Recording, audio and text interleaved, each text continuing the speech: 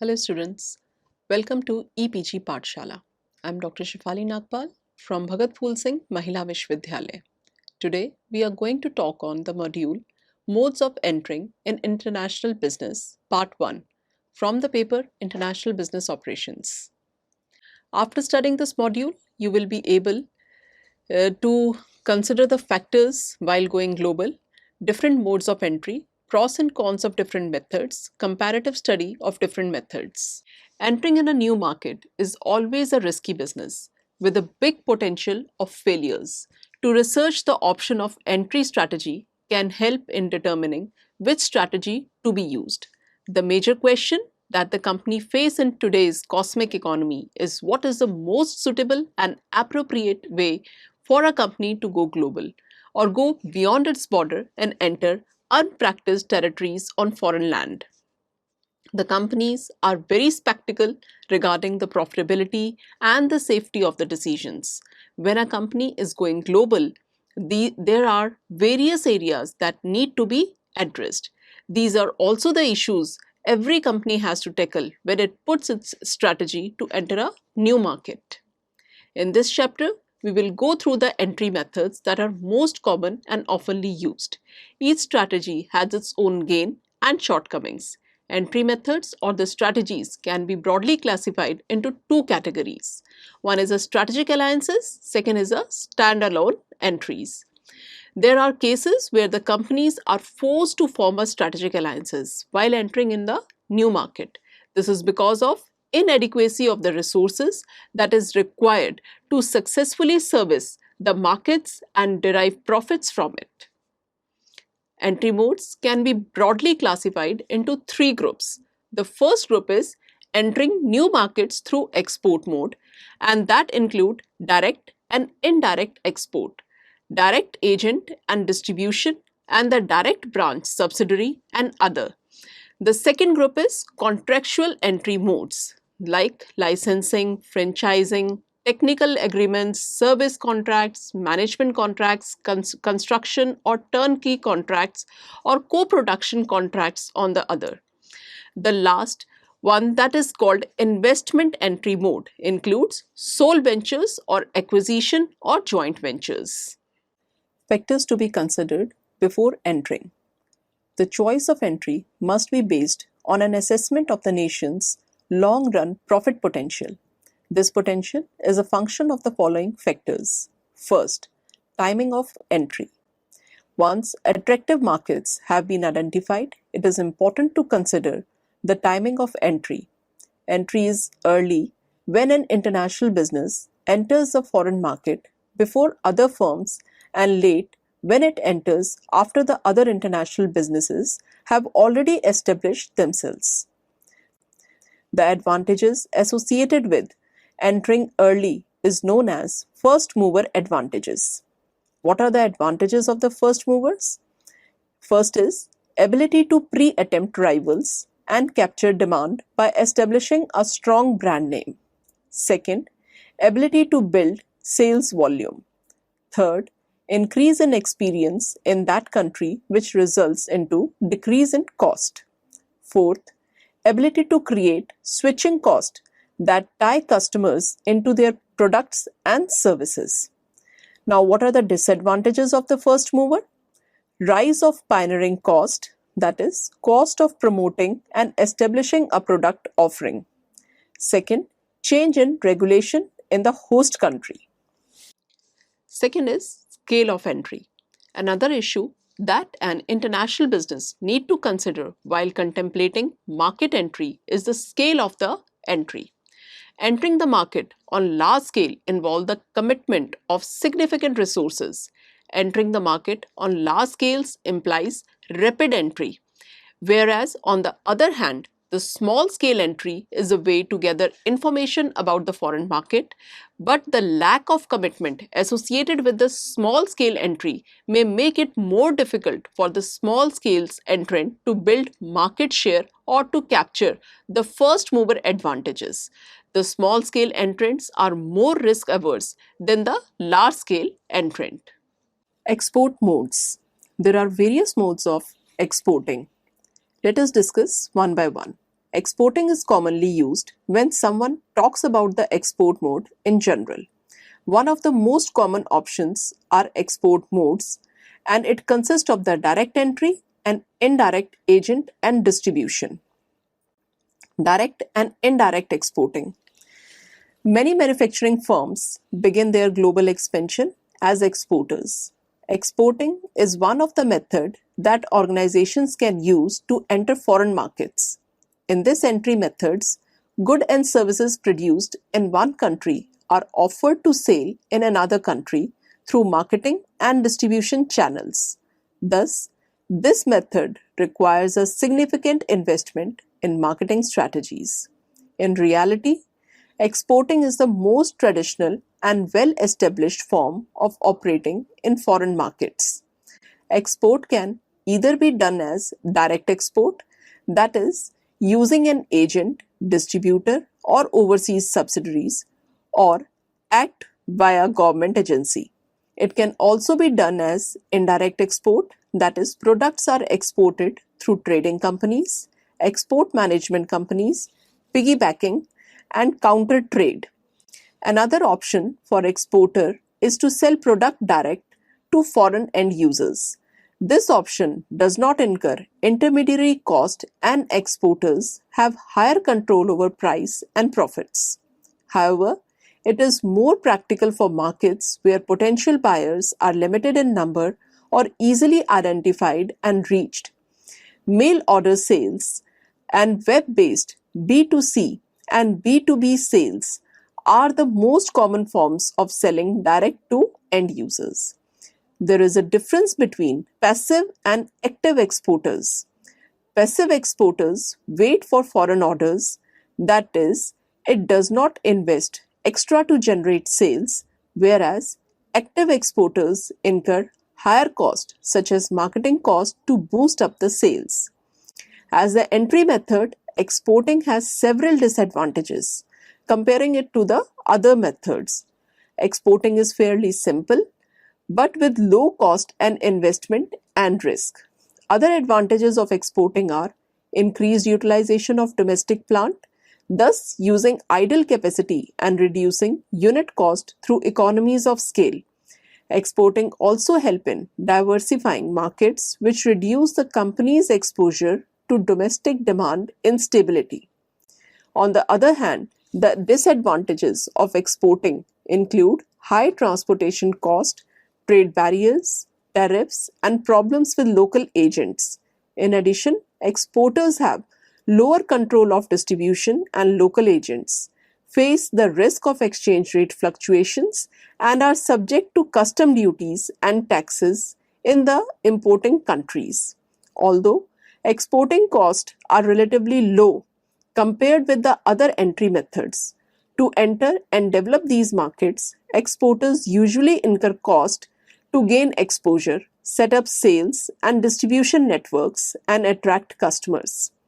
Furthermore, product might need to be modified or redesigned, including packaging, in order to meet local requirements or customer preferences. Similarly, linguistic, demographic, and environmental differences demand special attention to ensure exporting success. Wholly owned subsidiary. Many organizations prefer to establish their presence in the foreign markets with 100% ownership through wholly owned subsidiaries. Under this method, organizations obtain greater control over the operations and higher profits since there is no ownership in split agreement. However, such entry methods require large investment, faces higher risk, especially in the political, legal, and economical arenas. There are two approaches for wholly owned subsidiaries entry method. One is through acquisition and another is through greenfield investments. Greenfield investments means using the funds to build an entirely new facility, though such approaches entails full control and no risk of cultural conflicts. Its costs are extremely high and return on investment are obtained in long run due to the extent of the time required to build the facility, start the operation, and attain the economies of scale and experience curve. In contrast, acquisition allow organizations to get through the foreign market faster. Organization taking the acquisition approach use its fund to buy existing facilities and operations. This is done by acquiring the equity of the firm that previously owned the facility. There are several advantages of wholly owned subsidiaries. Firstly, when a firm competitive advantage is based on technological competence, a wholly owned subsidiary will often be preferred mode of entry because it reduces the risk of losing the control over that competence. Many technologically sound firms prefer this mode for entering the foreign market. Secondly, the wholly owned subsidiary gives a firm tight control of operations in different countries. And thirdly and lastly, a wholly owned subsidiary may be required if a firm is trying to realize their location and experience curve economies. This is considered to be the most costly method of serving a foreign market. Firms choosing this mode of entry has to incur total capital cost and undertake the risk of setting up the overseas operations. The risks are a bit lower if host country enterprise is acquired, but acquisitions has different set of problems. But with the decision to go for the acquisition or greenfield venture is very crucial. Contractual entry modes. These type of entry modes consist of several similar but get different contractual arrangements between the firms form the domestic market and the company that licenses the intangible assets in the foreign market. This include licensing, franchising, technical agreements, service contracts, management contracts, construction and turnkey contracts, co-production contracts, and others. The goal is to enhance the long-run competitiveness for the partners in the alliance, and it is built on the belief that each party has something unique to contribute to the partnership. Turnkey projects. In a turnkey project, the contractor agrees to handle every detail of the project for a foreign client, including the training of operational personnel. At the completion of the contract, the foreign client is handed the key to a plant that is ready for full operation. It is very common in the chemical, pharmaceutical, and petroleum refining industries. That is mainly used in the industries which is complicated and uses expensive production technologies. The advantage of this mode of entry is earning great returns from the asset. This strategy is particularly useful where FDI is limited by the host government regulations. A turnkey project is a less risky than the foreign direct investment. Three main limitations are attached to this course of entry. Firstly, the firm enters into the turnkey deals with no long-term interest in the foreign country. This could be a limitation if the firm subsequently proves to be a success. Secondly, a firm entering in this way heedlessly creates competitors.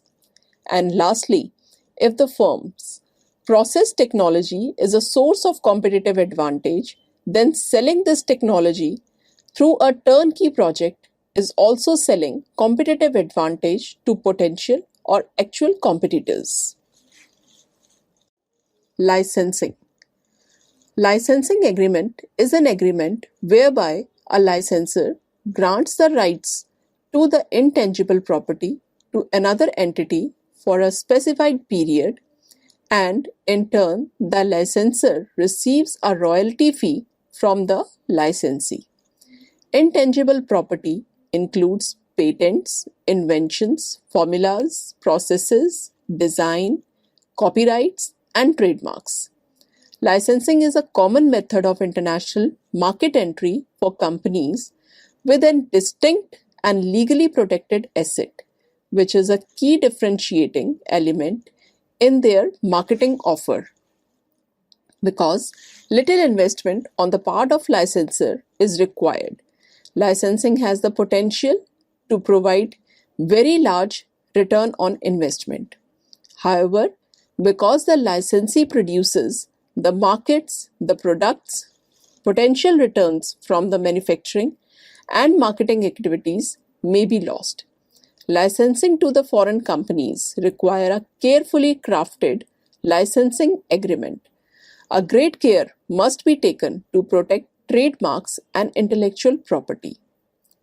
Licensing offers businesses many advantages, such as rapid entry into foreign markets and virtually no capital requirement to establish manufacturing operations abroad. Returns are usually realized more quickly than for manufacturing ventures. The other major advantage of license is that despite the low level of local involvement required of international licensor, business is essentially local and is in the shape of local business that holds the license. As a result, import barriers such as regulation or tariffs do not apply.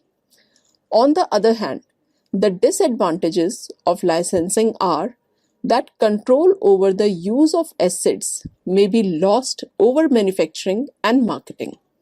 The licensee usually has to obtain approval from the international vendor for product design and specification. This is because licensee is not a representative of the international vendor and compared to the distributor or franchisee is much more of an independent business that licenses only one specific and closely defined aspect of the marketing offer. Franchising. Franchising is one of the entry mode that has been widely used as a rapid method of international expansion. This is similar to licensing, although franchising tends to involve long-term commitments than licensing. It is more sophisticated form of licensing in which franchisor not only sells intangible property to the franchisee but also insists that the franchisee agree to the concede to the rules and regulations of how it does business.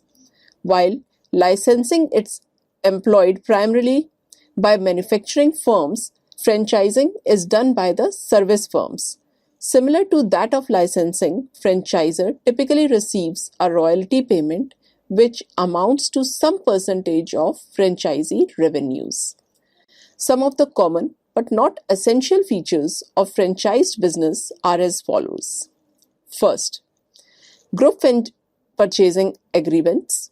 Second, an exclusive territory for each franchisee. Third, group advertising programs. Fourth, initial and ongoing training and support from the franchisor. Fifth, assistance from the franchisor with equipment specification, site selection, and premises fit out and signage.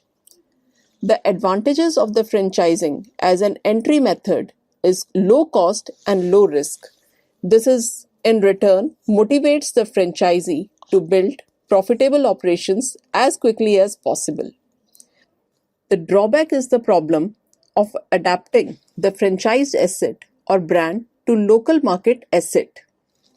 Franchising carries this constraint is the fact that marketing budgets at local levels are usually restricted to short-term promotions rather than market development. Let us understand contract manufacturing. This entry mode is a cross between licensing and investment entry. The company contracts a firm in the foreign market to assemble or manufacture the products, but they still have the responsibility for marketing and distribution of the products.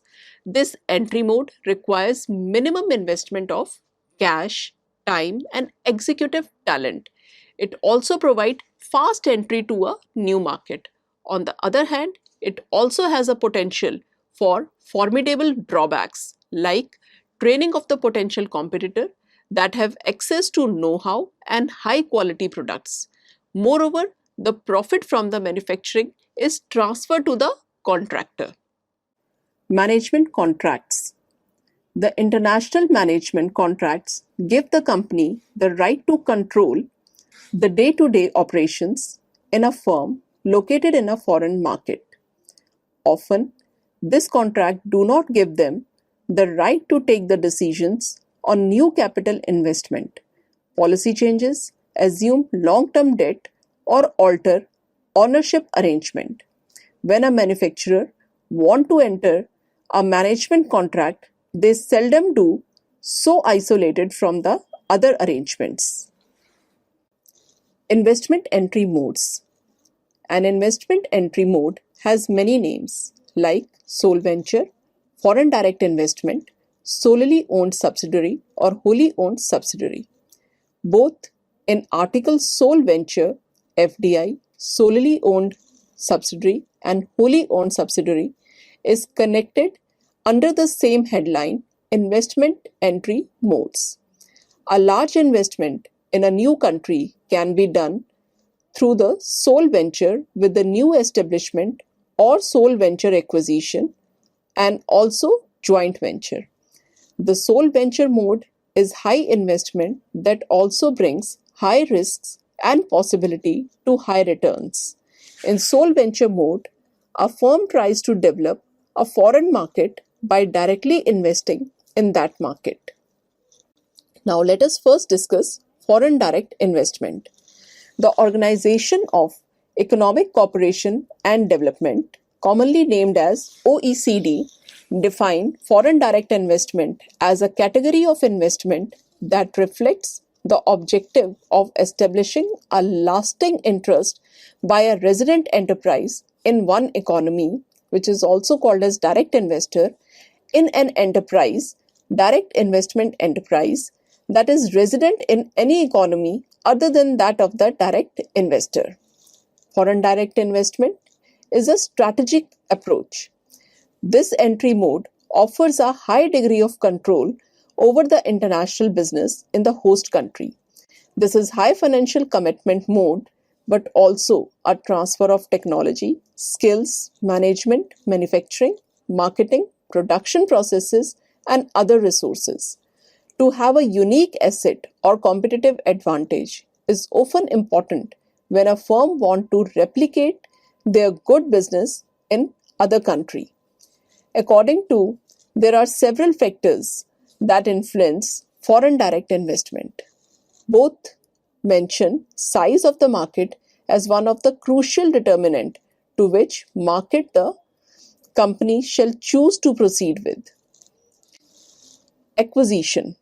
Acquisition is when a company buys an established business in the foreign market. This mode of entry has become very popular. The reasons for acquiring a foreign company can be a mix of the following reasons. These are geographical changes, the acquiring of the specific asset like management, technology, product diversification, sourcing of raw material or other product of sale outside the host country, or financial diversification, etc. When one acquire a company, the success depend upon the selection process on which company to buy. Therefore, the possible advantages are not certain. The specific advantage can be faster start in the new market due to the established firm, new product line, and a short payback period due to the immediate income of the investor. The disadvantages, on the other hand, are transfer of ownership and control and hard to evaluate the prospects, but several of the advantages can turn into disadvantages if it is not handled in the right way. Joint ventures. A joint venture means establishing a firm that is jointly owned by two or more otherwise independent firms. This is a popular mode of entry. The term joint venture applies to the strategic alliances where there is a equity participation from both the foreign entrant and the local collaborator. The equity participation can be of different ratios ranging from the minority stake, equal stake to a controlling stake or a more predominant majority stake. The advantages attached with this mode of entry are reduction in the capital risk because the costs are being shared, benefit of the firm from the local partner's knowledge of the host country's competitive conditions, culture, language, political system, and businesses.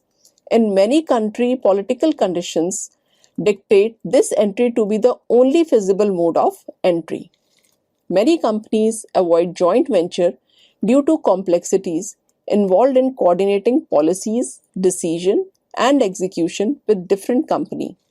Other drawbacks are distinct differences in the culture, managerial styles, and communication barrier. Advantages and disadvantages of the entry modes. Let us now understand what are the advantages and disadvantages of the various entry modes. First, we take exporting. The advantage is it has the ability to realize location and experience curve economies. But the disadvantage is it has high transport cost, trade barriers, problems with the local marketing and agents. Now, turnkey contracts. The advantages are ability to earn returns from the process technology skills in countries where FDI is restricted. But the disadvantages to such contracts are creating efficient competitors, lack of long-term market presence. The third mode is licensing, which has the advantage of having low development cost and risk, but also has the disadvantages of lack of control over technology, inability to realize location, and experience curve economies. It also has the disadvantages of inability to engage in global strategic coordination. The another mode of entry is franchising, which has the advantage of low development cost and risk, and the disadvantage is lack of control over quality, inability to engage in global strategic coordination. The next mode of entry that we studied was joint venture. The advantages with this kind of ventures are access to the local partner's knowledge, sharing development cost and risk, and also they are politically acceptable. But it also comes with the disadvantages of lack of control over the technology, inability to engage in global strategic coordination, inability to realize location and experience economies. Wholly owned subsidiaries have the advantage of protection of technology, ability to engage in global strategic coordination, ability to realize location and experience economies, but comes with the disadvantage of high cost and high risks. So students, let us now summarize what we have learnt in this module. This chapter tried to explain the basic entry decisions, which include identifying which markets to enter, when to enter, and on what scale we have to enter the foreign markets. The most attractive foreign markets tend to be found in politically stable, developed and developing nations that have free market systems and where there is not a dramatic upsurge in either inflation rates or private sector debt.